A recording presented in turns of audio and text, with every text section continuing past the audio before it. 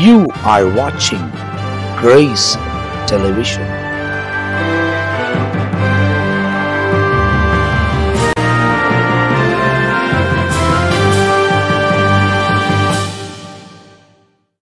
ஆண்டவரும் அருமை இரட்சகராக இயேசு கிறிஸ்துவின் நாமத்தினால் உங்கள் யாவருக்கும் என் அன்பின் வாழ்த்துக்களையும் ஸ்தோத்திரங்களையும் தெரிவித்துக் கொள்கிறேன். தேவனுடைய பெரிதான கிருபையால் சுவிசேஷம் என்ற இன்னொரு பகுதியில் உங்களை சந்திப்பதிலே நாங்கள் மிகவும் மகிழ்ச்சி அடைகிறோம்.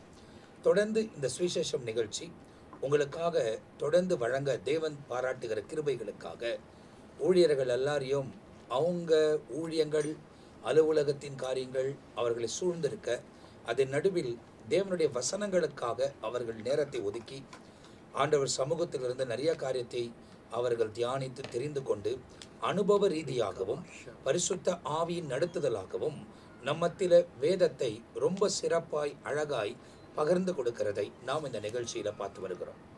சுவிசேஷத்தை குறித்து ஏராளமான காரியங்களை அறிந்து கொள்வதற்கு தேவன் உதவி செய்கிறார். வசனத்தை நாம் ஆராய்ந்து அறிகிறதுனாலே நமக்கு நித்திய ஜீவன் உண்டு என்று நாம் அறிந்திருக்கிறோமே, அவைகளே என்னை குறித்து சாட்சி சொல்லும் என்று இயேசு கிறிஸ்துவும் கூறியிருக்கிறதை யோவான் தன்னுடைய சுவிசேஷத்தில் எழுதியிருக்கிறதை வேதாகமத்தில் துல்லியமாய் குறிக்கப்பட்டிருக்கிறது. அப்படியானால் வசனத்தை ஆராய்ந்து அறிகிறதுனால தேவன் தம்முடைய இரக்கங்களையும் கிருபைகளையும் நம்முடைய வாழ்க்கையில் விளங்க பண்ணுகிறார். போன எபிசோடில் நீங்கள் பார்க்கும்போது மத்தேயு எழுதின சுவிசேஷம் 4ஆம் அதிகாரத்தை பூர்ணப்படுத்தி முடிக்க தேவன் உதவி செய்திருக்கிறார். 5ஆம் அதிகாரம் முதல் கொண்டு நாம் இன்றைக்கு தியானித்து வரப்போகிறோம். இந்த 5ஆம் அதிகாரம், 6ஆம் அதிகாரம், 7ஆம் அதிகாரம் ரொம்ப சிறப்பான அதிகாரங்கள். வேதத்தில் எல்லாமே தேவனுடைய வார்த்தைகள் தான். ஆனால் ஒரு மனிதன் இந்த உலகத்தில் இருக்கும்போது, பூமியிலே அவன் வாழும்போது அவன் எவ்விதமாய் வாழ வேண்டும் என்பதை இந்த 3 அதிகாரங்களை வாசித்து அதன்படி தன் வாழ்க்கையை அவன் அர்ப்பணித்து கொண்டாலே உலகத்தில் இருக்கும் போதும் தேவனுடைய நன்மைகள் அவனை பின்பற்றும், முடிவிலும் அவன் நித்திய ஜீவனை அடைவதற்கு தேவன் அவனுக்கு உதவி செய்வார். இந்த 3 அதிகாரங்களை உலகத்தில் ஆழ்ந்த தலைவர்கள் கூட தியானித்து அப்படிப்பட்ட ஒரு வார்த்தைகள் இதுவரை நாங்கள் எதிலையும் பார்க்கவில்லை என்பதை அவர்கள் சொல்லியிருக்கிற சாட்சிகள் ஏராளமானது நமக்கு முன்பதாக இருக்கிறது. எனவே இந்த எபிசோட் முதல் கொண்டு இதை மலையில் பேசப்பட்ட இந்த மலை பிரசங்கம் என்று அழைக்கப்படுகிற இந்த காரியத்தை நாம் தியானிக்க போகிறோம். ரொம்ப சுவாரஸ்யமாய், ரொம்ப ஆசீர்வாதமாய் ஒவ்வொரு காரியத்தையும் நாம் வேதத்திலிருந்து தியானிக்க போகிறோம். ஆண்டவர் நம்மோடு கூட இடைப்பட போகிறார். எனக்கு ரொம்ப சந்தோஷமான விஷயம் என்னென்னா, இந்த பகுதியை நிறைய முறை வாசித்தாலும் 4 ஊழியக்காரங்க நம்ம மத்தியில் தேவனால் பயன்படுத்தப்படுகிறவர்கள், திருசபையை நடத்துகிறவர்கள், தேவனுடைய வசனத்தை ஆழங்களை அறிந்திருக்கிறவர்கள் நம்மோடு கூட அவங்களுக்கு ஆண்டவர் தந்திருக்கிற கிருபைகளின் பிரகாரம் பரிசுத்த ஆவியின் உதவியை கொண்டு நம்மோடு கூட பேச போகிறார்கள். அப்போ நிறைய காரியங்கள் நானும் அறிந்து கொள்வேன் அப்படின்றதுல எனக்கு ஒரு சந்தேகமும் இல்லை. அப்போ இந்த நிகழ்ச்சியில் நம்ம நேரடியாக நம்ம நிகழ்ச்சிகளை கடந்து போக போகிறோம். முதலாவது நம்ம மத்தியில் பிஷப் ரெவரண்ட் பெனி எஸ்ஐ அவர்கள் முதலாவது ஆரம்பிக்க போகிறார்கள். அவங்களோடு கூட இணைந்து இந்த 5ஆம் அதிகாரத்தை நாம் ஆரம்பிக்க போகிறோம். ஆண்டவராகிய இயேசுவின் நாமம் மகிமைப்படுவதாக. மத்தேயு 5ஆவது அதிகாரம் 2 வசனத்தை மட்டுமே, முதல் 2 வசனத்தை மட்டுமே இப்போது நாம் தியானிக்க போகிறோம். அவர் திரளான ஜனங்களை கண்டு மலையின் மேல் ஏறினார். அவர் உட்கார்ந்த போது அவருடைய சீஷர்கள் அவரிடத்தில் வந்தார்கள்.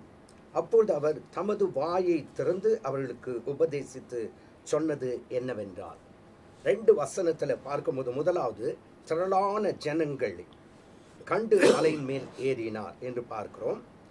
அவர் உட்கார்ந்த போது அவருடைய சீஷர்கள் அவரிடத்தில் வந்தார்கள். அவர் தம்முடைய வாயை திறந்து அவளுக்கு உபதேசித்து சொன்னது என்னவென்றால், மலையின் மேல் ஏறின ஒரு அனுபவம். அவர் மாத்திரம் ஏறாதபடிக்கு திரளான ஜனங்களும் சீஷர்களும் மலையின் மேல் ஏறினார்கள்.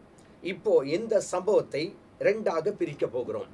ஒன்று மோசேயின் காலத்தில் நடந்த சம்பவமும் இயேசுவின் காலத்தில் நடந்த சம்பவமும். ஒன்று மோசேயின் காலத்தில் நடந்த சம்பவம் என்ன? அந்த இஸ்ரவேல் ஜனங்கள் 400 ஆண்டுகள் அடிமைகளாய் அவர்கள் எகிப்திலே இருந்தார்கள். அப்போ 400 ஆண்டுகள் இருக்கும்போது ஆண்டவராகிய தேவனுடைய கற்பனைகள், கட்டளைகள் எல்லாவற்றையும் அவர்கள் கொஞ்சம் கொஞ்சமா என்ன பண்ணிட்டாங்க, மறந்துட்டாங்க. ஆனா தேவனுக்கு சாட்சியா இருந்தாலும் சில மறக்கப்பட்ட காரியங்கள் இருக்கும்போது 400 ஆண்டுகளுக்கு பிறகு மோசே என்று சொல்லுகிறதான இஸ்ரவேலின் இரட்சகனை ஆண்டவர் எழுப்பி அவனை மலைக்கு கொண்டு வருகிறார். இப்போ இந்த இடத்துல பார்த்தீங்கன்னா மல்கியாவிலிருந்து மத்தேயு வரையிலும் 400 ஆண்டுகள் ஒரு இருண்ட காலமாய் காணப்படுகிறது. அந்த இருண்ட காலம் முடிந்த பிறகு இப்போது ஆண்டவராகிய இயேசு மலையில் ஏறுகிறார். 2 பேரும் மலையில் ஏறதுல ஒரு பெரிய வித்தியாசங்கள் இருக்கதை வேதத்திலே பார்க்க முடிகிறது. என்னன்னு கேட்டா, மோசேயின் காலத்துல மோசே மலையில் ஏறுகிற அந்த அனுபவத்தை யாத்ராமத்தின் புத்தகம் 19வது அதிகாரத்துல, யாத்ராமும் 19வது அதிகாரத்துல நாம் வாசிக்கும் பொழுது முதல் வசனத்துல பாருங்களேன், இஸ்ரவேல் புத்திரர் எகிப்து தேசத்திலிருந்து புறப்பட்ட 3ஆம் மாதம் 1ஆம் தேதியிலே சீனாய் வனாந்தரத்திலே சேர்ந்தார்கள் அப்படின்னு இருக்கு. அப்படி இருக்கும்போது என்னன்னு கேட்ட, ஆண்டவர் மோசே கூப்பிடுறாரு, மலைக்கு ஏறி வா என்று கூப்பிடும்போது அந்த மோசே மலைக்கு ஏறி போகிறான். பாருங்க 10வது வசனம், பின்னும் கர்த்தர் மோசேயை நோக்கி, நீ இந்த ஜனத்திடத்தில் போய் இன்றைக்கும் நாளைக்கும் அவர்களை பரிசுத்தப்படுத்து, அவர்கள் தங்கள் வஸ்திரங்களையும் தோய்த்து 3ஆம் நாளுக்காக ஆயத்தப்பட கடவர்கள் சொல்லிட்டு, அடுத்த ஜனங்களை சுற்றிலும் நீ ஒரு எல்லையை குறித்து, எந்த எல்லை? மலையில ஒரு எல்லையை குறித்து அவர்கள் மலையில் ஏறாதபடிக்கு. அங்க பாருங்க, இப்போ மோசேயின் மூலமாய் கற்பனைகளை கொடுக்கும் போது இப்ப அந்த இஸ்ரவேல் ஜனங்க என்ன செய்யக்கூடாதுங்க? மலை மேல ஏறக்கூடாது. அது தேவனுடைய கட்டளை. மலையின் மேல என்ன செய்யக்கூடாது? ஏறாதபடிக்கு, அதன் அடிவாரத்தை தொடாதபடிக்கு எச்சரிக்கையாய் இருங்கள் என்று அவர்களுக்கு சொல். மலையை தொடுகிறவன் எவனும் நிச்சயமாகவே கொல்லப்படுகிறான். அப்போ அங்க பாருங்க, அங்க கற்பனைகளை கொடுக்கிறார், நியமங்களை கொடுக்கிறார், 10 கட்டளை கொடுக்கிறார். அப்படி கொடுக்கும் போது யாரும் மலை அடிவாரத்துல வரக்கூடாது. அந்த எல்லையை தொட்டா கூட அவன் என்ன பண்ணும்? செத்து போனோம், சாக கடவன் அப்படின்ட்டு ஆண்டவர் சொல்றாரு. ஆனா அங்க மோசே மாத்திரம் தான் என்ன செய்யறாரு?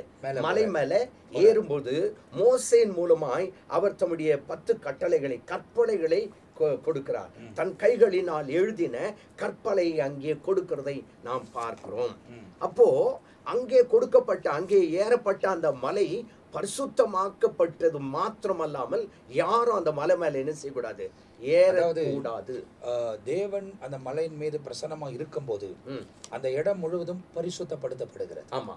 அப்ப இன்னைக்கு ஒரு அமைச்சர் வந்து ஒரு இடம் மாத்திரம் இல்ல, ஜனங்களும் பரிசுத்தமாகணும். இப்போ ஒரு அமைச்சர் வந்து ஒரு இடத்துக்கு வர்றாரு அப்படின்னாக்கா, அவர் போகிற ரோடும் அவர் பேச போகிற அந்த ஸ்தலம் மாத்திரம் சரி செய்யப்படும், பாதுகாக்கப்படுகிறது, சரி செய்யப்படுகிறது. அந்த நாட்களில தேவாதி தேவன் இறங்கும் போது அந்த மலை முழுவதும் ஒரு சுத்திகரிப்புக்குள்ள அங்க இருக்கிற ஜனங்களும், அதாவது மலை மேல மோசே ஏறினாலும் மலைக்கு வெளியே இருக்கிற அந்த மக்களும் பரிசுத்தமா தான் இருக்கணும். அது மட்டுமல்ல, அப்படிக்கு மோசே மலையிலிருந்து இறங்கி ஜனத்தில் வந்து அவளை பரிசுத்தப்படுத்தினான் என்று சொல்லி 19:14 சொல்லப்பட்டது. பரிசுத்தப்படுத்திட்டு மறுபடியும் என்ன செய்யறாருங்க? மலைக்கு அங்கே போகிறதாக பார்க்கிறோம். அங்க போன பிறகு 18வது வசனத்தை பாருங்க, கர்த்தர் சீனாய் மலை மேல் அக்கினியில் இறங்கினபடினால் அது முழுவதும் புகைக்காடா இருந்தது. அந்த புகை சூளையின் புகையை போல எழும்பிற்று, மலை முழுவதும் மிகவும் அதிர்ந்தது. அப்போ தேவனுடைய பிரசன்னம் அங்க இறங்கும் போது, தேவன் இறங்கும் போது மலை என்ன செய்துச்சான்? அதிர்ந்தது. அடுத்த வசனம் பாருங்க, எக்கால சத்தம் வர வர மிகவும் பலமாய் தொனித்தது, மோசே பேசினான், தேவன் அவனுக்கு வாக்கினால் மறு உத்தரவு கொடுத்தார் அப்படின்னு பார்க்கிறோம். அப்ப பாருங்க, 400 ஆண்டுகள் அவர்கள் அடிமைகளாய் இருந்தார்கள். தேவனுடைய கற்பனைகள் எல்லாத்தையும் அப்படி மறந்தவர்களாய் அப்படியே இருந்தாங்க.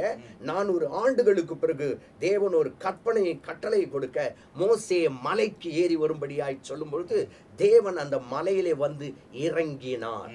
இறங்கி அவர் பேசும் பொழுது வசனம் தெளிவாய் சொல்லுகிறது, எக்கால சத்தம் வர வர மிகவும் பலமாய் தொனித்தது, மோசே பேசினான், தேவன் அவனுக்கு வாக்கினால் மறு உத்தரவு அருளினார் அப்படின்னு வசனத்துல வாசி. அப்ப இங்க நீங்க பார்க்கும் போது அந்த இடத்துல மோசே 400 ஆண்டுகள் அடிமைத்தனத்திலிருந்து விடுவிக்கும் போது, ஆனா இயேசு கிறிஸ்துவின் காலத்துல 400 ஆண்டு இருண்ட காலத்துக்கு பிறகு இயேசு இப்ப என்ன பண்றாருங்க? மலையில் ஏறுறாரு. அப்போ மலையில ஏறி 5, 6, 7 அதிகாரத்தை பார்க்கும்போது டோட்டலா அந்த அதிகாரத்தில் இருக்க வசனத்தை நீங்க கூட்டி பார்த்தீங்கன்னா 111 வசனம் இருக்கு. இப்போ 111 வசனத்தை குறித்து தியானிக்கும் போது 111 என்றாலுமே தேவனை குறிக்கிற ஒரு எண்ணாய் காணப்படுகிறது. அப்போ இப்போ என்னன்னு கேட்டா, அங்க தேவனே வந்து மலையில இறங்கி பேசினது போல இங்க என்ன பண்றான்னு கேட்டா, ஆண்டவராகிய இயேசு கிறிஸ்து தேவனை நேரடியாக பெற்றவராய் இப்ப என்ன பண்றாருங்க, போதிக்கிறார். அப்போ அங்க ஜனங்க மலையில ஏற முடியல, ஆனா இங்க ஜனங்க மலையில என்ன செய்யறாங்க, ஏறுகிறார்கள். அங்க ஏறும்போது அங்க பாருங்க, இந்த கற்பனைகள் கட்டளைகள் எல்லாம் சொல்லிட்டு அங்க இதையெல்லாம் கை கொள்ளணும்னு சொல்றாரு. ஆனா இங்க ஏறினவர் எடுத்த உடனே ஆசீர்வாதத்தை தான் கொடுக்கிறார். அப்போ அவர் பேசும்போதே ஆசீர்வாதத்தின் வார்த்தை தான் அங்கே வெளிப்படுகிறதாக நாம் வசனத்திலே வாசிக்கின்றோம். அங்க நீங்க நான் இந்த வசனத்தை சற்று தியானிக்கும் பொழுது திரளான ஜனங்கள், சீஷர்கள் எல்லாம் இருக்காங்க. அப்போ திரளான ஜனங்கள் அங்கே வந்திருக்கும் போது இவர் எப்படி பேசியிருப்பார்? இப்போ ஒரு 100 பேர் இருந்தா கூட மைக் வச்சுக்கிறோம் நாம. இங்க திரளான ஜனங்கள்னாக்கா பல ஆயிரம் ஜனங்கள் வந்திருக்கலாம். அந்த ஜனங்களோடு கூட அவர் எப்படி பேசியிருப்பார் என்று சற்று நான் யோசித்து பார்த்தேன். இப்போதும் கூட சில கடற்கரை பகுதி, சில சிட்டி அந்த பகுதியில போகும்போது காஸ்பல் சுவிசேஷத்தை சொல்றவங்க, ஒருத்தர் சொல்றவர் கொஞ்சம் தூரத்துல நின்று இன்னொருத்தர் சொல்லுவாரு இதே வார்த்தையை தான். அது வந்து ஏத்த பாட்டு அப்படின்னுவாங்க. ஏத்த பாட்டு வேற, எசப்பாட்டு வேற. எசப்பாட்டுனாக்கா நான் ஒண்ணு சொன்னா அதுக்கு எதிர்மறையா சொல்றதுதான் எசப்பாட்டு. ஏத்த பாட்டு அப்படின்னு சொன்னா அவர் சொல்றதே சொல்றது, அப்படியே சொல்றது.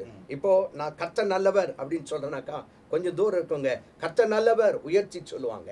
அப்ப அப்படி இவர் பேசியிருப்பாரோ அப்படின்னு யோசிக்கும் போது அப்படி அவர் பேசவில்லை என்று சொல்லி சரித்திரங்கள் சொல்லுகிறது.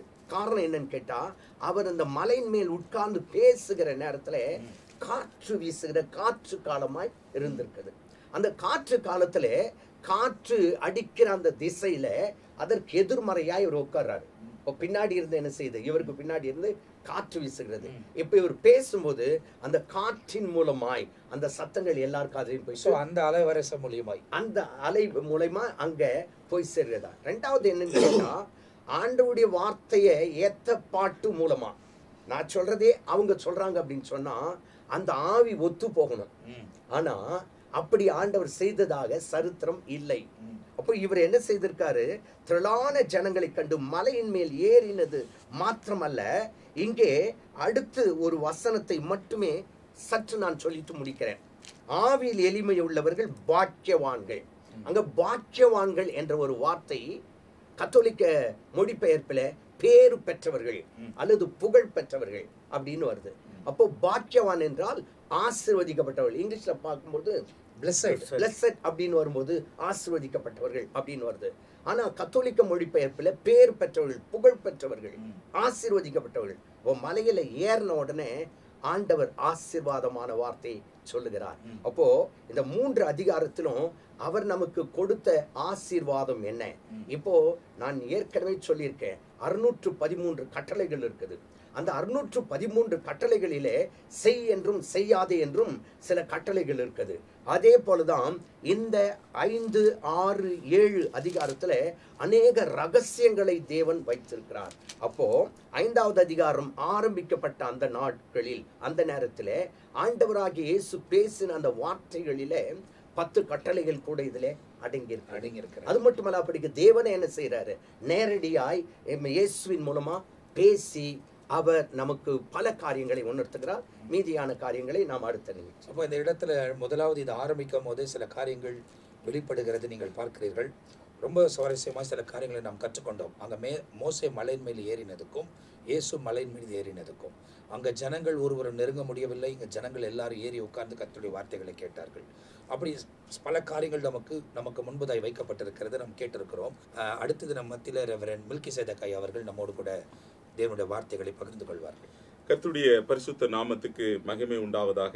இந்த மத்தேயு 5ஆம் அதிகாரத்தை நாம் தியானிக்க போகிறோம். அதில் தியானித்து வருகிறோம். இந்த வசனத்தில் சொல்லுகிறது, அவர் திரளான ஜனங்களை கண்டு மலையின் மேல் ஏறினார். அவர் உட்கார்ந்த பொழுது அவருடைய சீடர்கள் அவரிடத்தில் வந்தார்கள். அப்பொழுது அவர் தமது வாயை திறந்து அவர்களுக்கு உபதேசித்து சொன்னது என்னவென்றால், திரளான ஜனங்களை இயேசு கண்டு ஞானஸ்தானம், இதுக்கு முந்தைய அதிகாரத்தில் நம்ம பார்த்தோம், அவர் ஞானஸ்தானம் பெற்று பிசாசினால் சோதிக்கப்பட்டு சோதனையை ஜெயித்து இப்பொழுது ராஜ்யத்தின் சுவிசேஷ வேலையை செய்கிறார். இந்த 5ஆம் அதிகாரத்திலிருந்து 7ஆம் அதிகாரத்தின் 26ஆம் வசனம் வரைக்கும் இங்க சொல்லப்பட்டிருக்கிற உபதேசங்கள் மலையின் உபதேசம் என்று சொல்லப்படும். த மவுண்டன் ஆஃப் சர்மன், மலையின் மேல் அவர் பேசின பாக்கிய வசனங்கள். அதான் இங்கிலீஷ்ல பிளஸட் அப்படின்னு சொல்லுகிறது, பிளஸட் ஆர் அப்படின்னு சொல்லு, ஆசீர்வதிக்கப்பட்டவர்கள். இது கிரேக்க பதத்திலிருந்து வந்த வார்த்தையா இருக்கிறது. நம்ம பிஷப்பையா அவர்கள் சொன்னது போல அந்த கத்தோலிக்க வேதாகமும் பேறு பெற்றோர் அப்படின்னு சொல்லப்படுகிறது. இன்னைக்கு உண்மையாகவே யார் எப்படிப்பட்டவர்களாய் எந்த சூழ்நிலை இருக்கிறவர்கள் இந்த பேறு பெற முடியும், இந்த பாக்கியத்தை அடைய முடியும் என்று சொல்லி வேதத்துல மிக திட்டம் தெளிவுமாக நமக்கு ஆண்டவர் இந்த பரலோக ராஜ்யத்துக்குரியவர்களாய் எவரை மாற முடியும் என்று சொல்லி இந்த மலை பிரசங்கம் அழைக்கிறது. என்ன என்று சொன்னால், ராஜ்யத்தினுடைய அருகாமையும் ராஜ்யத்தினுடைய நற்செய்தியையும் இங்கே காட்டுகிறது. நீங்க 4ஆம் அதிகாரத்தில் 17ஆம் வசனத்தை நம்ம வாசிக்கப்படும் பொழுது, அது முதல் இயேசு 2 காரியத்தை அவர் சொன்னார். ஒன்னு, மனம் திரும்புங்கள், இன்னொன்று பரலோக ராஜ்யம் சமீபித்திருக்கிறது. இப்ப பாருங்க, மனம் திரும்புதலை குறித்தும் பரலோக ராஜ்யத்தை குறித்தும் அவர் போதகம் பண்ண ஆரம்பித்தார். அதே மத்திய 4ஆம் அதிகாரம் 23ஆம் வசனத்துல பார்க்கும் பொழுது, அவர் ஒரு நாளும் சும்மா இல்லாதபடி, பின்பு இயேசு கலிலேயா எங்கும் சுற்றி நடந்து அவர்களுடைய ஜெப ஆலயங்களில் உபதேசித்து ராஜ்யத்தின் சுவிசேஷத்தை பிரசங்கித்து ஜனங்களுக்கு உண்டாயிருந்த சகல வியாதியையும் சகல நோய்களையும் நீக்கி சொஸ்தமாக்கினார். அப்போ ராஜ்யத்தினுடைய வேலையை இவர் ஆரம்பிச்சிட்டார்.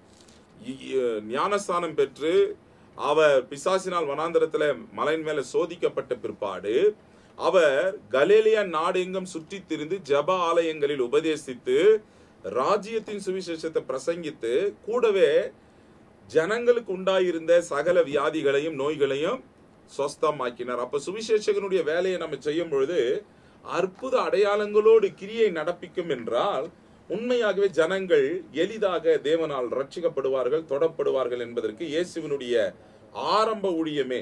சில நேரங்களிலே வசனத்தை கேட்கும் பொழுதே அவர்கள் சுகம் பெற்றார்கள். வார்த்தை தான் குணமாக்குகிறது. சுவிசேஷம் சொல்லாவிட்டால் நமக்கு ஐயோ என்று வேதம் சொல்லுகிறது. சுவிசேஷத்தை நாம் சொல்ல வேண்டும், ஜனங்களுக்காக பரிந்து நாம் பேச வேண்டும். இதைத்தான் ஆண்டவர் இந்த பாக்கியவான்கள் என்று சொல்லி ஆண்டவர் இங்க பேசி வருகிறார்.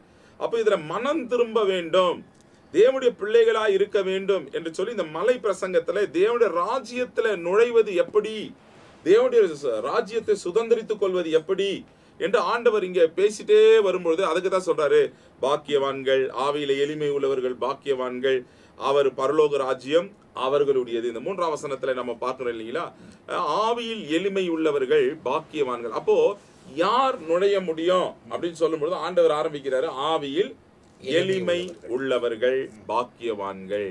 அப்போ இந்த எளிமை, இந்த உபதேசம் என்பது நம்மை பரலோக ராஜ்யத்தை கொண்டு போய் சேர்க்கிற ஒரு முக்கியமான ஒரு வார்த்தையா இருக்கிறது. நம்முடைய இந்திய தேசத்தினுடைய தந்தை என்று சொல்லப்படுகிற மகாத்மா காந்தி அவர்களுக்கு மிகவும் பிடித்ததான பகுதி எதுனால், அவர் லண்டன்ல படிக்கும் பொழுது வேதத்தை நன்றாக கற்று அறிந்தவர். அவருக்கு இந்த மத்திய 5ஆம் அதிகாரத்தில் இருக்கிற பாக்கிய வசனங்களை நன்றாக கற்று தேறினவர், நல்ல பிடிச்சவர்கள். இதை வாசித்து தான் உப்பு சத்தியாகிரகம் கூட அவர் இருந்திருக்கிறார். எப்படின்னா அதுக்கு கீழே வசனம் சொல்லுது பாருங்க, சாந்த குணமுள்ளவர்கள் பாக்கியவான்கள், அவர்கள் பூமியை சுதந்திரிப்பார்கள். இதை அடிப்படையாக வைத்துத்தான் அவர் தன்னுடைய உப்பு சத்தியாகிரகத்தை பேசாம சாந்தமா உட்கார்ந்துட்டாரு. வெள்ளையானே வெளியேறு என்ற அந்த நிகழ்ச்சிக்கு அவர் சைலண்டா உட்கார்ந்தாரு பாருங்க. அவனே இந்தியாவை அவர் கையில ஒப்பு கொடுத்துட்டு தானா போயிட்டாங்க. எந்த ஒரு ஆயுதம் எடுத்து அவர் போராடவில்லை, எந்த ஒரு காரியத்தையும் எடுத்து செய்யவில்லை. காரணம், வசனத்திலே நமக்கு ஆண்டவர் நல்ல சத்திய வார்த்தைகளை சொல்லி இருக்கிறார். அப்போ ஆவியில் எளிமை உள்ளவர்கள் பாக்கியவான்கள், பரலோக ராஜ்யம் அவர்களுடையது. அப்ப இந்த பரலோக ராஜ்யத்தின் காரியங்களை இந்த மத்தேயு சுவிசேஷத்திலிருந்து தான் தொடர்ந்து ஜனங்களுக்கு போதிக்கப்படுகிறார். ஆமா, மலை பிரசங்கத்துல தான் இதை வெளிப்படுத்துகிறார். அவர் இந்த மத்திய முழு அதிகாரமே தேவ ராஜ்யத்தை குறித்து தான் சொல்லும், தேவனுடைய ராஜ்யத்தை குறித்து. அதனால்தான் முதலாவது தேவ ராஜ்யத்தை நீதியும் தேடுங்கள், அப்பொழுது இவைகள் எல்லாம் உங்களுக்கு கொடுக்கப்படும். ராஜ்யத்தையும் ராஜாவையும் முன்குறிக்கிறது தான் இந்த மத்திய புஸ்தகம். ஆனா பழைய ஏற்பாட்டு காலத்துல, நான் சொல்றது பழைய ஏற்பாட்டு காலத்துல இந்த பரலோக ராஜ்யத்தை குறித்தும் நித்தியத்தை குறித்தும் யாரும் பேசல பாஸ்டர். இல்ல, முக்கியமா பரலோக ராஜ்யத்தை குறித்து மத்திய மட்டும்தான் அதிகமா சொல்றாரு. சரி, மார்க்கு, லூக்கா, யோவான்ல பரலோக ராஜ்யத்தை குறித்து பழைய ஏற்பாட்டுல அப்படிப்பட்ட காரியங்கள் இல்ல. ஆனா இப்போதுதான் தொடங்குகிறது. ஜனங்கள் ரொம்ப ஆர்வமா கேட்க ஆரம்பிக்கிறாங்க. சரி, ஏன்னா அவர் வந்த நோக்கமே ராஜ்யத்தை பிரசங்கம் பண்றது வழியா காட்டுறதுக்கு தானே. இயேசு இந்த பூமிக்கு வந்ததே பிரிந்து போன உறவை மறுபடியும் பிதாவோடு மனிதர்களை ஒட்ட வைக்கும்படியாகத்தான் உலகத்திற்கு அவர் வந்தார். தன்னையே கல்வாரி சிலுவையில் ஒப்பு கொடுத்தார். சிலுவையின் மரணத்தின் மூலியமாக ஒப்புரவாதலின் ஊழியத்தை செஞ்சார். எதற்காக என்று சொன்னால், தமது ஜனத்தை மீட்கும் பொருளாக அவர் வந்து பரலோக ராஜ்யத்திற்கு கொண்டு போக எல்லாம் பரிசெயரும் சதிசெயரும் அவரை வினாவினார்கள், கேள்வி எழுப்பினார்கள். இயேசு சொன்னார், நானே வழியும் சத்தியமும் ஜீவனமா இருக்கிறேன் என்று சொல்லி அநேக காரியங்களை சொல்லி ஆண்டவர் உபதேசித்து சொன்னார். இது உபதேசம். இங்கிலீஷ்ல டாக்டரின் அப்படின்னு சொல்லுவாங்க. சுவிசேஷம் மேலோட்டமா சொல்றது இயேசு நல்லவர், அற்புதங்களை செய்கிறவர், அதிசயங்களை செய்கிறவர், விசுவாசித்தால் தேவ மகிமையை காண்பீர்கள் என்று. இது உபதேசத்துக்குள்ளே வருகிற ஒவ்வொரு வார்த்தையும் நம்ம எடுத்து பேசணும்னா அநேக நாட்கள் ஆகும். ஆண்டவர் அவ்வளவு ஆழமாக அந்த பாக்கிய வசனங்கள் என்று சொல்லுகிற ஒவ்வொரு, அதாவது எப்படி இருந்தா அவங்க பாக்கியவான்களா இருப்பாங்க, யார் பாக்கியவான்களா இருப்பாங்க, யார் பேறு பெறுவார்கள், யார் ஆசீர்வதிக்கப்படுவார்கள் என்பதை உபதேசமா அவர்களுக்கு சொல்லுகிறார். இந்த உபதேசம் சில நேரத்துல இயேசுகிட்டே வந்து ஜனங்க சொல்லிட்டாங்க, ஆண்டவரே உங்களுடைய உபதேசம் ரொம்ப கடினமாக இருக்கிறது, நாங்க அதை எப்படி ஃபாலோ பண்றது அப்படின்னு கேட்டாங்க. அது கடினமா தோன்றலாம், ஆனா அதற்கு வாழ்க்கை ஒப்பு கொடுத்தால் அது கடினமான உபதேசமே அல்ல. மிக எளிமையா ஆண்டவர் வந்து இதை உபதேசித்து அவர் சொல்ல ஆரம்பிச்சிருக்கிறார். அடுத்து நாம் கீழே அப்படியே நாம் தியானிக்க போகிறோம். அப்ப இந்த வார்த்தைகளை பாருங்க, அவர் போதிக்க ஆரம்பிக்கிறார். இயேசு வந்து மலையில உட்கார்ந்து போதிக்க ஆரம்பிக்கிறார். ஒருவேளை அன்பு போதகர் அவர்கள் பகிர்ந்து கொண்டது போல சொல்லப்படுகிற காரியங்கள் கடினமா இருக்கிறது என்பதை யோசிக்கலாம். ஆனால் பரிசுத்த ஆவியானவருடைய உதவியோடு கூட நம்ம நீதியாய் வாழ நம்ம அர்ப்பணித்து விட்டோமானால் அது கடினமே அல்ல. ஆனால் இந்த பாவம் நிறைந்த உலகத்தில், இந்த பாவ உலகத்தில் அந்த உலகமாறி செயல்படக்கூடியவர்களுக்கு, உலகத்தோடவே செயல்படக்கூடியவர்களுக்கு அது கடினமாய் தோன்றலாம். ஆனால் தேவனோடு கூட பிரியாணப்படுகிறவர்கள், நீதியாய் தான் வாழ வேண்டும் என்று நிர்ணயித்திருக்கிறவர்களுக்கு அது சுலபமான ஒரு காரியமாக இருக்க போகிறது என ஆவியானவர் இப்போது நம் நடுவில் இருக்கிறார். இதில் இன்னும் கூடுதலான தகவல்களை நம் மத்தியில் ரெவரண்ட் ஜான் பீட்டரை அவர்கள் பகிர்ந்து கொள்ள போகிறார்கள். கர்த்தருடைய நாமத்திற்கு மகிமை உண்டாகட்டும். முதல் வசனம், முதலிலே அவருடைய கண்களை வெளிப்படுத்துகிறார். கண்ணின் பார்வை. ஒரு காரியத்தை செய்வதற்கு முன்பு குறிப்பா சரீரத்திற்கு விளக்கு கண். அந்த பார்வை இருந்தால்தான் அடுத்த கட்ட நடவடிக்கையில் செயல்பட முடியும். முதல்ல ஆண்டவர் 4 அதிகாரங்களில் சில காரியங்கள்லாம் தியானித்த பிறகு நாம இப்ப நம்முடைய கண்கள் திறக்கப்படுகிறது. அநீதி நிறைந்த உலகம், அநீதியில் வாழ்கிற ஜனங்கள். இப்ப இந்த 5ஆம் அதிகாரத்தின் முக்கிய குறிக்கோள் நீங்கள் பார்த்தால் நீதியை பற்றி வெளிப்படுத்துகிற காரியம். நீதி, அதை தான் அதிகமாக பார்க்க முடியும். எப்படி சொல்றீங்க? இதனுடைய தீம் வசனம் அப்படின்னு சொல்ல 3 அதிகாரத்துக்கும் ஒரு திறவுகோல் வார்த்தை அப்படின்னு சொன்னால் 5ஆம் அதிகாரத்தின் 20ஆம் வசனம் படித்து பாருங்கள். வேதப்பாரகர் பரிசேயர் என்பவர்களுடைய நீதியிலும் உங்கள் நீதி அதிகமாயிராவிட்டால் பரலோக ராஜ்யத்தில் பிரவேசிக்க மாட்டீர்கள் என்று உங்களுக்கு சொல்லுகிறேன். இப்ப இந்த 7 அதிகாரத்தையும் நீங்கள் படித்து பார்க்கும்போது 3 பகுதியாக பிரிக்கப்படும்.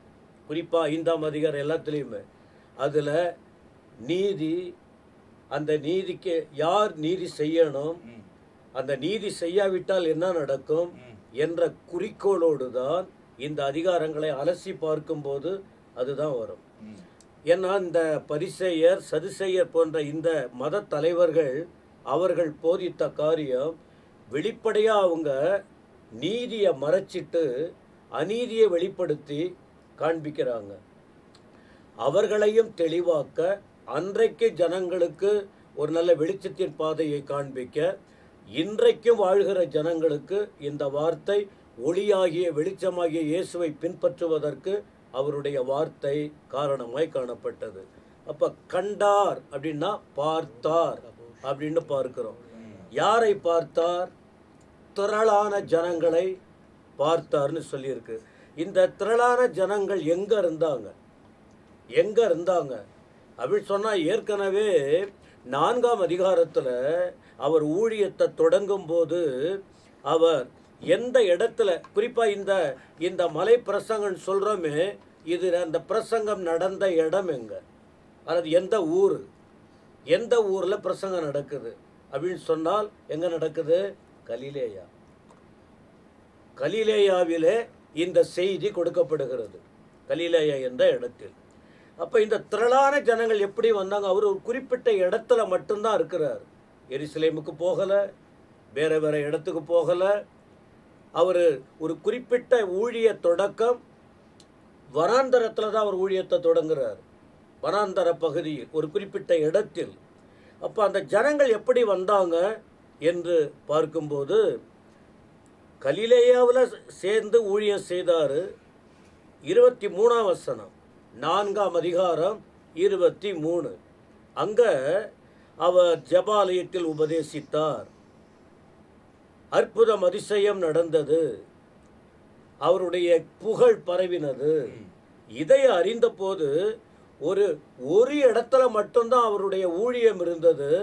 ஆனா ஜனங்கள் எந்தெந்த இடத்திலிருந்து திரளா வந்து கூட்டிட்டாங்க. ஒரு நல்லது நடந்தா கேள்விப்படுற எல்லாரும் அங்க வந்துருவாங்க. அப்ப எந்தெந்த இடத்துல இருந்து திரள் ஜனங்கள் சொன்னா எந்தெந்த இடம்? 25ஆம் வசனம், 25ல கலிலேயாவிலும் ஊழியர் செய்த இடம் அதுதான். அவரு கலிலேயாவிலும், அப்புறம் தெக்கப்போலிஸ், எருசலேம், யூதேயா, யோர்தானுக்கு அப்புறத்திலும் இருந்து திரளான ஜனங்கள் வந்து அவருக்கு பின் சென்றார்கள். இப்ப திரள் கூட்டம் எங்க இருந்தாங்க, எப்படி வந்தாங்கன்னு சொன்னா, ஆண்டவர் இயேசு ஊழியத்தை தொடங்கின பின்பு அவருடைய புகழ் பரவினது. இடத்துல இருந்தும் அந்த கலிலேயாவுக்கு அவர்கள் வருகிறார்கள், எல்லாம் அங்க வந்திருக்காங்க. ஏன்? இவர் ஊழியம் தொடங்கும் போதே செய்தி கொடுத்தார். அந்த செய்திக்கு பிறகு ஆண்டவர் எப்பவுமே, சிலர் சொல்லுவாங்க, நாங்கள் சொல்லுவதை செய்வோம், செய்வதை சொல்லுவோம் சொல்லுவாங்க. அப்படியெல்லாம் இருக்கு. ஏன்னா இந்த வசனத்துல பார்த்தா 24ஆம் வசனத்துல 4ஆம் அதிகாரத்துல அநேகரை சுகப்படுத்தி இருக்கிறார். அதனாலதான் ஏங்க வந்தாங்க.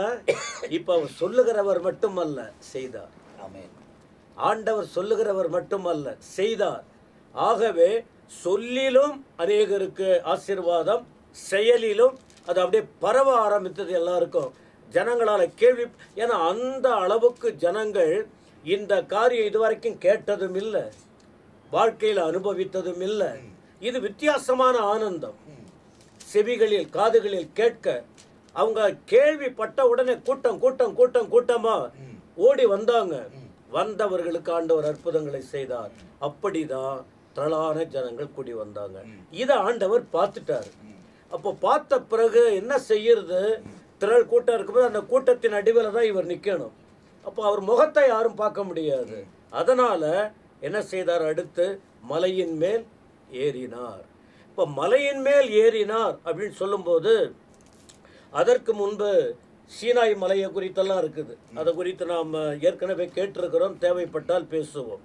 இப்போ மலையின் மேல் ஏறினார் சொன்னா, இவர் மலையில ஏறுறதுக்கு முன்ன அவர் என்ன செய்தாரு? மகிமையிலிருந்து இறங்கி வந்தார். இயேசுவானவர் மகிமையிலிருந்து, பரலோகத்திலிருந்து இறங்கி வந்தார். இப்ப இறங்கி வந்துதான் அடுத்து வந்த அவருடைய ஊழிய தொடக்கம் நடக்கிறது. அப்போ அதன் பிறகு இப்போ மலையின் மேல ஏறுகிறார். உயர்விலிருந்து வந்தவங்க அவங்க வந்து உயர்ந்துகிட்டு தான் இருப்பாங்க, உயர்ந்த மனமுடையவர்கள். அப்போ அவர் வந்து மகிமை மேலிருந்து இறங்கி வந்தார்னா என்ன அர்த்தம் சொன்னா, அவருக்குள் ஏற்பட்ட தாழ்மை. அவர் கீழே இறங்க வேண்டிய அவசியம் இல்லை. தூதர்களை அனுப்பி இருக்கலாம். மேலிருந்து கட்டளை கொடுத்தால் அந்த பரலோகத்தின் வேலை பூமியிலே நிறைவேறி கொண்டிருக்கலாம். ஆனால் ஆண்டவராகிய தேவன் அது இல்ல, உயர்ந்தவர். இந்த பூமியில இருக்கிற ஜனங்கள் என்னைக்குமே தாங்க உயர்ந்தவங்கிற அந்த அரியணையிலே இருக்கிறவங்க கீழே இறங்கவே கூடாதுங்கிற அந்த நிலைமை இல்லாம கீழே இறங்கி செயல்பட வேண்டும் என்பதற்கு ஒரு உதாரணமாக ஆண்டவர் இயேசு பரலோகத்திலிருந்து இறங்கி வந்தார். இப்ப இறங்கினவர் சற்று மேல வரணும். வந்த பிறகுதான் அப்ப மலையில ஏறி உட்கார்றார். உட்கார்ந்தார் அப்படின்னு சொல்லி இருக்கு. அப்பொழுது அவருடைய சீஷர்கள் அவரிடத்தில் வந்தார்கள். இப்ப சீஷர்கள் கூட தான் இருந்துகிட்டு இருக்காங்க. திரள் கூட்டத்தை பார்க்கிறாரு, திரள் கூட்டம் வந்துகிட்டு இருக்காங்க. அப்போ இவங்க வேற எங்கேயும் மாட்டிக்க கூடாது, அவர்களை கூட வச்சு பேசுறாரு. என்ன செய்யறாரு அப்படின்ட்டு அப்ப ஆண்டவர் ஒரு வார்த்தை சொன்னாரு, அவர் கிட்ட வரும்போதுதான் தெய்வீக சத்தியத்தை அறிய முடியும். இப்ப யாராவது கிட்ட இருந்தாதான், இப்போ யாருமே இல்லாதப்போ ஒருவர் வாயை திறந்து பேசிக்கிட்டு இருந்தா என்ன சொல்லுவாங்க அப்படின்னு சொன்னா, என்னாச்சு இவர் அவர் பாட்டுக்கு பேசிக்கிட்டு போய்கிட்டு இருக்காரு, யாருக்கிட்ட பேசுறாரு அப்படின்னு. ஒரு கூட்டம் கூட இருக்கும்போது ஒருவரோ இருவரோ அநேகர் இருந்து பேசும்போது விஷயங்கள் வெளிப்படும், ஞானம் வெளிப்படும், சத்தியம் வெளிப்படும். இந்த இடத்துல தெய்வீகம் வெளிப்படுகிறது. 11:28 பார்க்கிறோமே, வருத்தப்பட்டு பாரம் சுமக்கிறவர்களே நீங்கள் எல்லாரும் என்னிடத்தில் வாருங்கள், நான் உங்களுக்கு இளைப்பாறுதல் தருவேன். இங்க இயேசு கிறிஸ்துவ அழைக்கிறாரு, சீஷர்களை அழைக்கிறார் கூடவே. ஆனா மற்றவர்களுக்கு அழைப்பு கொடுக்கல, அவர்களே வந்துட்டாங்க. ஏன்? அவங்க வருத்தத்தோடும் சஞ்சலத்தோடும் இருந்ததினால். 2ஆம் வசனத்துல அப்போதான் வாயை திறந்து, வாயை மூடிக்கிட்டு இருந்தா சிலருக்கு சத்தம் போகாது, வார்த்தை போகாது. அப்புறம் அதன் பிறகு அவர் உபதேசித்து சொன்னார். அப்ப வாயை திறந்தார்னா சிலர் ஆணு வாயை திறப்பாங்க, சத்தம் வராம என்ன பண்றது? அப்ப இதுலேருந்து என்ன பார்க்கிறோம்னு சொன்னா, நாம கூட இந்த சத்தியத்தை அறியும் போது நாம திரளான ஜனங்களுடைய மனநிலையை பார்க்க வேண்டும். அவங்களுக்கு சத்தியம் போகணும். பார்த்த பிறகு நாம பிரசங்க பீடம் நிறைய பேர் என்ன நினைப்பாங்க, ஒரு பெரிய மேடை போட்டு அங்க உட்கார்ந்தாதான் மைக்கு கிடைச்சதுன்னா இஷ்டத்துக்கு பேசலான்னு. ஆனா இவர் எந்த பிரசங்க மேடை, இவருடைய பிரசங்க மேடை எது? ஒரு சாதாரண மலைதான். இப்ப அந்த மலை அப்படின்னு சொல்லும் போது இவர் பாருங்க, சீனாய் மலையில இல்ல, சீனாய் மலை இதையும் அதையும் ஒப்பிட்டு சொல்ல முடியும். சீனாய் மலையின் அனுபவம் மோசேயும் இந்த மலையும் ஒப்பிட்டு சொல்ல முடியும். செய்திக்க எனக்கு நேரம் இல்லை, அதனால சொல்றேன். அடுத்து இவர் சியோன் மலையின் மேல உட்காரல, அது தெய்வீக பரலோகத்துக்கு ஒப்பனையா சொல்லப்பட்டிருக்கு.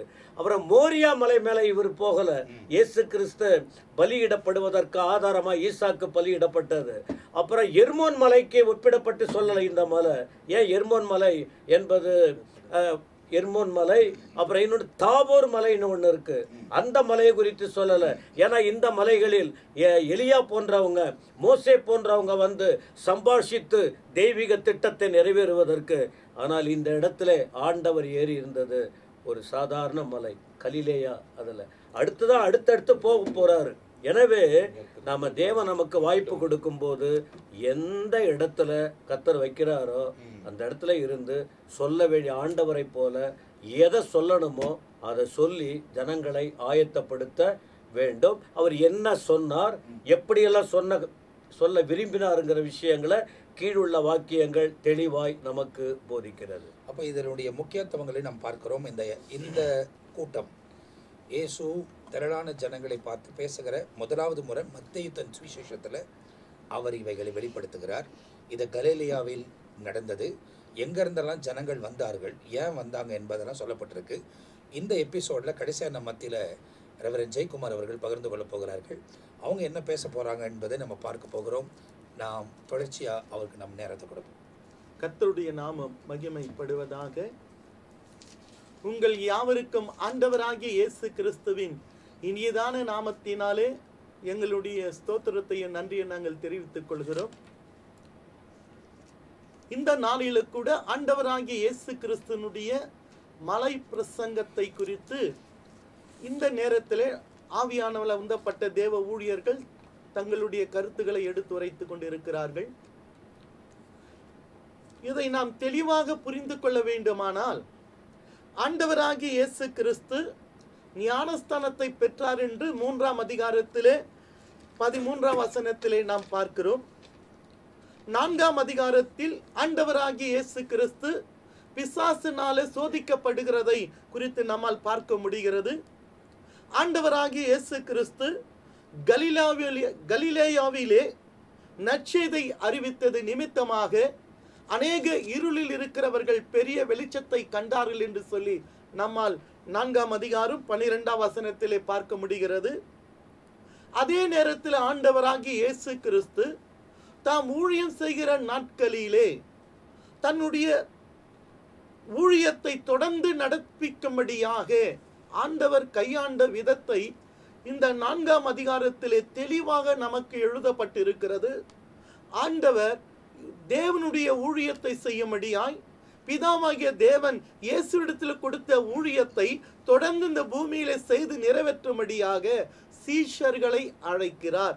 4ஆம் அதிகாரம் 18ஆம் வசனத்திலிருந்து 22ஆம் வசனம் வரைக்கும் வாசித்து பார்த்தால் மீன் பிடிக்கிறவர்களை தம்முடைய சீஷர்களாக பின்பற்றும்படியாக அழைக்கிறார். அதற்கு அடுத்தபடியாக 4ஆம் அதிகாரம் 23 25 வரை ஆண்டவராகிய இயேசு கிறிஸ்து கலிலேயாவிலே செய்ததான உபதேசத்தின் நிமித்தமாக, அவர் செய்ததான ராஜ்யத்தின் சுவிசேஷத்தை அறிவித்தது நிமித்தமாக, அவர் சுவிசேஷத்தை அறிவித்த பின்பு அவர் செய்த காரியங்கள் வேதம் தெளிவாக எடுத்து உரைக்கிறது. 4ஆம் அதிகாரம் 23ஆம் வசனம், பின்பு இயேசு கலிலேயா எங்கும் சுற்றி நடந்து அவர்களுடைய ஜெப ஆலயங்களில் உபதேசித்து ராஜ்யத்தின் சுவிசேஷத்தை பிரசங்கித்து ஜனங்களுக்கு உண்டாயிருந்த சகல வியாதிகளையும் சகல நோய்களையும் நீக்கி சுஸ்தமாக்கினார். அப்படி என்றால் வெறும் ராஜ்யத்தினுடைய சுவிசேஷத்தை மாற்ற அவர் பிரசங்கிக்கவில்லை. வியாதி உள்ளவர்களை கர்த்தர் தம் ஊழியத்தின் வழியாக சுஸ்தமாக்குகிறார், விடுதலையாக்குகிறார். இதனால என்ன நடக்கிறது? 24 அவருடைய கீர்த்தி, அவருடைய புகழ் எல்லா இடத்துக்கும் பரவுகிறது, தெளிவாக இருக்கிறது. 24 அவருடைய கீர்த்தி சிரியா எங்கும் பிரசித்தமாயிற்று. அப்பொழுது பல வித வியாதிகளையும் வேதனைகளையும் அடைந்திருந்த சகல பிணியாளிகளையும் பிசாசு பிடித்திருந்த சந்திர ரோகிகளையும் திமிர்வாதக்காரர்களையும் அவரிடத்தில் கொண்டு வந்தார்கள், அவர்களை சொஸ்தமாக்கினார். இப்படி ஆண்டவர் தம்முடைய ஊழியத்தின் வாயிலாக அவர் அநேக வியாதி உள்ளவர்களை சொஸ்தமாக்க, யார் விடுதலையாக்கப்பட்டாங்க, எந்தெந்த வியாதியினால் விடுதலையாக்கப்பட்டாங்க என்பதெல்லாம் தெளிவாக எழுதப்பட்டிருக்கிறது. ஆனால் 25ஆம் வசனத்தை பார்க்கும் பொழுது அந்த கீர்த்தி, அவருடைய புகழ் எங்கெல்லாம் போய் இருக்கிறது என்பதை குறித்து தெளிவாக அந்த 25ஆம் வசனத்திலே பார்க்க முடிகிறது. அதனால நடந்தது என்ன? வசனம் அதிலே திரளான ஜனங்கள் வந்து அவருக்கு பின் சென்றார்கள். அவர் செய்த ஊழியத்தின் நிமித்தமாக 25ஆம் வசனம் 4ஆம் அதிகாரத்தில் திரளான ஜனங்கள் அவரை பின்பற்றினார்கள், பின் சென்றார்கள். அதனுடைய தொடர்ச்சி தான் 5ஆம் அதிகாரத்திலே இருக்கிறது. அவர் செய்த ஊழியத்தின் நிமித்தமாக, ஜெபாலயத்தில் பிரசங்கத்தின் நிமித்தமாக, ராஜ்யத்தினுடைய சுவிசேஷத்தை அறிவித்தது நிமித்தமாக, அற்புத அடையாளங்களோடும் வியாதிகளை சுகமாக்கினது நிமித்தமாக அவருடைய கீர்த்தி பல தேசத்துக்கு பல இடத்துக்கு சென்றதுனால திரளான ஜனங்கள் அவரை நெருங்கி வருகிறார்கள் என்பது 4ஆம் அதிகாரம் 25 பார்க்கிறோம். ஆனா 5ஆம் அதிகாரம் 1ஆம் வசனத்தை பார்க்கும் பொழுது அந்த திரளான ஜனங்களை கண்டு அவர் செய்த ஊழியத்தின் நிமித்தமாய், அவர் சுகமாக்கினது நிமித்தமாக, அநேகரை விடுதலையாக்கி நிமித்தமாக அவரை பின்பற்றுகிறவர்கள் அதிகமாக ஜனங்கள் வருகிறதை கண்டார். எல்லா பக்கத்துல 4 திசையிலிருந்து வந்து சேர்கிறார்கள். ஆனால் அதற்கு முன்பாக அவர் செய்த ஒரு காரியம் என்னன்னா, அந்த ஊழியங்களை தொடர்ச்சியாக செய்யும்படியாக ஊழியர்களை அழைத்திருக்கிறார். 4ஆம் அதிகாரத்தில் நமக்கு நன்றாக தெரியும். 18ஆம் வசனத்திலிருந்து 22ஆம் வசனம் வரைக்கும் மீன் பிடிக்கிறவர்களை நான் உங்களை மனுஷர் பிடி ஆக்குவேன் என்று அழைத்திருக்கிறார். நல்லா தெரிஞ்சுக்கங்களாங்க, இந்த 5ஆம் அதிகாரமும் 6, 7 மலை பிரசங்கம் என்று சொல்லி உலகம் முழுவதுமாக இயேசுநாதர் ஆயிரக்கணக்கான காரியத்தை செய்திருந்தாலும் இந்த மலை பிரசங்கம் என்பது உலகமே போற்றக்கூடிய அளவுக்கு இதுவரைக்கும் இதனுடைய மேன்மை யாரும் தெளிவாக விளக்கினதே கிடையாது. அவ்வளவு ரகசியங்கள் இந்த 5ஆம் அதிகாரம், 6ஆம் அதிகாரம், 7ஆம் அதிகாரத்தில் அடங்கியிருக்கிறது. ஆனால் இந்த 5, 6, 7 யாருக்கு ஆண்டவர் சொன்னார் என்பதை குறித்து தான் புரிந்து கொள்ளாமல் நாம் இருக்கிறோம். நல்லா கவனம் பாருங்க, அதை வாசித்து பார்த்தால் திரளான ஜனங்களை கண்டு எங்க ஏறிட்டாரு? மலை மேல் ஏறிட்டார். இதை நாம் பார்க்கும் பொழுது நமக்கு ஒன்று நன்றாக தெரியும். மோசையின் மூலமாக மீட்கப்பட்ட இஸ்ரவேல் ஜனங்கள் சீனாய் மலையின் அடிவாரத்திலே கூடாரத்தை போட்டு இருக்கிறார்கள். அந்த நாளிலே சபை எங்கு கூடி வருகிறது என்று சொன்னால் மலையினுடைய அடிவாரத்தில் தான் சபை கூடுகிறது. தன்னுடைய பாளையத்தை விட்டு அவர் எங்கு கூடுகிறார்கள்? மலையினுடைய அடிவாரத்தில் கூடுகிறார்கள். மலையில யார் இறங்குவது? தேவன் இறங்கி வருவார். ஆனா யாரைத்தான் அழைப்பார் ஆண்டவர்? மோசேமா நீ மட்டும் ஏறிவா. அப்ப மக்களுக்கு கொடுக்க வேண்டிய சத்தியங்களை, மக்கள் பின்பற்ற வேண்டிய சத்தியங்களை தேவனால் அழைக்கப்பட்ட ஊழியக்காரனாகிய மோசேக்குத்தான் தேவன் கற்றுக் கொடுக்கிறார். கற்றுக் கொடுத்து யாரும் மேல ஏறி வரக்கூடாது, ஆடு மாடு கூட ஏறி வரக்கூடாது, அந்த எல்லை கோடுக்குள்ள யாரும் வரக்கூடாது. அப்பொழுதுதான் தேவன் சபைக்கு கொடுக்கிறதான நியாய பிரமாணத்தை மோசையின் மூலமாக அந்த மலையிலே இருக்கும் பொழுது தேவன் கொடுக்கிறார். அது போன்று தான் யாருக்கு கொடுத்தார்னா, மீட்கப்பட்ட ஜனங்களுக்கு, அழைக்கப்பட்ட ஜனங்களுக்கு, தெரிந்து கொள்ளப்பட்ட ஜனங்களுக்கு மோசையின் மூலமா கர்த்தர் கொடுத்தார். அதைத்தான் விடுவிக்கப்பட்டவர்களுக்கு கொடுக்கிறார். அதைத்தான் அவர்கள் பின்பற்றி நடக்கணும். அது போன்று இந்த இடத்துல பார்க்கிறோம், திரளான மக்கள் இயேசுவை பின்பற்ற ஆரம்பித்து விட்டார்கள். அவங்களுக்கு சத்தியத்தை எடுத்து உரைக்கணும், அவங்களுக்கு சத்தியத்தை கொடுக்கணும். அதற்காக இயேசு திரளான ஜனங்களை கண்டு எங்க ஏறிட்டாரு? மலையின் மேல் ஏறினார். நல்லா நிதானித்து தியானித்து பாருங்கள். ஜனங்கள் எல்லோரும் மலைக்கு ஏறவில்லை. ஜனங்கள் எல்லோரும் மலைக்கு ஏறவில்லை. வெறும் சீஷர்கள் மாத்திரம் மலையில் ஏறி உட்கார்ந்தார். சீஷர்கள் அவரிடத்தில் வந்தார்கள். இயேசு தன்னுடைய சீஷர்களுக்கு இந்த இடத்திலே மலை பிரசங்கத்தின் வழியாக சத்தியத்தை, கிருபையின் பிரமாணத்தை கற்றுக் கொடுக்கிறார். தெளிவாக இருக்கிறது. திரளான ஜனங்களுக்கு கற்றுக் கொடுக்க வேண்டும். முதலிலே எப்படி தேவன் மோசே மலைக்கு அழைத்து ஜனங்களுக்கு, சபைக்கு கற்றுக் கொடுக்க வேண்டிய காரியத்தை, நியாயப்பிரமாணத்தை கொடுத்ததை போல தேவன் சீஷர்களை மலையில் ஏறி வந்த சீஷர்களுக்கு, தன் திரளான மக்களுக்கு கற்றுக் கொடுக்க வேண்டிய சத்தியங்களை அந்த இடத்தை கற்றுக் கொடுக்கிறார். அதற்கு முன்பாக இந்த அழைக்கப்பட்ட சீஷர்கள் எப்படி இருக்கணும் சொன்னாக்கா, சீஷர்களை தனித்து அழைத்து அவர் பேசுகிறார். என்னை பின்பற்றி வருகிறவர்கள், பின்பற்றி வந்தா உனக்கு செல்வம் கிடைக்கும், புகழ் கிடைக்கும், உனக்கு செல்வாக்கு கிடைக்கும், அல்லது நீங்க எண்ணிவிடக் கூடாது, உலகத்தில் எந்த விதமான பெருமையை நீ கொள்ளக்கூடாது, துன்பத்தில் மத்தியிலும் வேதனைகள் மத்தியிலும் நீங்கள் வருகிற வேளையிலே பொறுமை இருக்க வேண்டும். அது மாத்திரமல்ல, தங்கள் சொந்த நலனுக்காக ஊழியத்தை செய்யக்கூடாது என்ற பொருளெல்லாம் மையமாக வைத்து இந்த மலை பிரசங்கத்திலே முதலிலே சீஷர்களை உருவாக்குறார். பாருங்க, அந்த மேலே வந்த சீஷர்கள், அவங்களுக்கு 5ஆம் அதிகாரம், 6ஆம் அதிகாரம், 7ஆம் அதிகாரம், 8ஆம் வசனத்துல முதல் வசனத்தை வாசித்து பாருங்க. இங்க மலையில 5ஆம் அதிகாரம் 1ஆம் வசனத்துல மலையில ஏறினார். அங்கு சீஷர்கள் மேலே வந்தார்கள். அவர்கள் நடக்க வேண்டியவைகளை கற்றுக் கொடுக்கிறார். சீஷர்கள் எப்படி இருக்க வேண்டும், எப்படி மக்களுக்கு போதிக்க வேண்டும் என்பது முதலிலே சீஷர்களை உருவாக்குறார். இதிலிருந்து நாம் தெரிந்து கொள்ள வேண்டிய காரியங்கள், கர்த்தருடைய அழைப்பை பெற்று அபிஷேகப்பட்ட ஊழியர்கள் நாம் முதலிலே கற்றுக்கொள்ள வேண்டிய காரியங்கள் அநேக உண்டு. நாம் கற்றுக்கொள்ளாதபடி மற்றவர்களுக்கு கற்றுக்கொள்வது இயலாத காரியம். நாம் நடக்க வேண்டிய காரியம் நாம் சரியாக நடந்தாத்தான் சபைக்கு நல்ல முறையில நடக்க வைக்க சொல்ல முடியும். அதைத்தான் இந்த இடத்துல மலை பிரசங்கத்திலே சீஷர்கள் இயேசு மலையில் உட்கார்ந்த பொழுது சீஷர்கள் அவரிடத்தில் வந்தார்கள். அவர்களுக்கு ஏறக்குறைய 30 காரியங்களை குறித்து இந்த 5, 6, 7 வாசித்து பார்த்தால் சீஷர்களுக்கு எல்லா விதமான காரியங்களும் ஏறக்குறைய 30 காரியங்களை தலைப்பிலே அவர்களுக்கு கற்றுக் கொடுத்தார் என்பதை குறித்து 5, 6, 7 வாசித்து பார்த்தால் நன்றாக தெரிகிறது. இதில் நாம் அறிந்து கொள்ள வேண்டியது, கிருபையின் பிரமாணம் இயேசுவின் மூலமாய், சீஷர்கள் மூலமாய் நமக்கு கொடுக்கப்பட்டது. பழைய ஏற்பாடு காலத்திலே மீட்கப்பட்ட இஸ்ரவேல் ஜனங்களுக்கு பிதாவாகிய தேவன் மலையில் இறங்கி மோசே மலைக்கு வர செய்து நியாயப்பிரமாணத்தை மீட்கப்பட்ட சபைக்கு கொடுக்கப்பட்டது. ஆகையாலே நாம் செய்ய வேண்டிய காரியங்கள், அப்ப அதுதான் இயேசு நான் உங்களுக்கு கட்டளையிட்டவைகளை, அவர்களும் கை கொள்ளும்படி அவர்களுக்கு நீ என்ன செய்யுங்க, உபதேசம் பண்ணுங்க.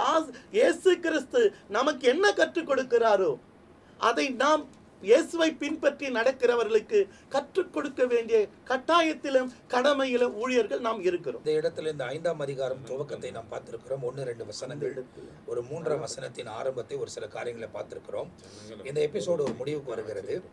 ஒருவேளை ஒரு 10 நிமிடம் எக்ஸ்ட்ரா ஆயிருக்கலாம். ஆனாலும் நாம் கற்றுக்கொள்ள வேண்டிய காரியங்களை கற்றுக்கொள்வதற்கு தேவன் உதவி செய்கிறார். எனவே தொடர்ச்சியாக அந்த நிகழ்ச்சியோடு கூட இணைந்திருங்கள். இன்னும் ஏராளமான காரியங்களை நாம் பார்க்க போகிறோம். நிறைய காரியங்களுக்கு ஒப்பிடப்பட்டு பேசப்பட்டிருக்கிறது. ஆவியானவர் ஒவ்வொரு மூலியமாகவும் அவர்களுக்கு ஆண்டவர் உணர்த்தின காரியங்கள் பரிசுத்த ஆவியானவர் போதித்து வெளிப்பட்டு வருகிறார். ஒவ்வொன்றும் கவனிக்க போகிறோம். அடுத்த எபிசோட்ல மீதியான காரியங்களை நம்ம பார்க்க போகிறோம். தொடர்ந்து நீங்கள் ஜெபம் பண்ணுங்க, நாங்கள் உங்களை ஜெபிக்கிறோம். தேவனோடு இணைந்திருங்க. கர்த்தர் தம்முடைய மகிமையை வழங்கப்படுவார்.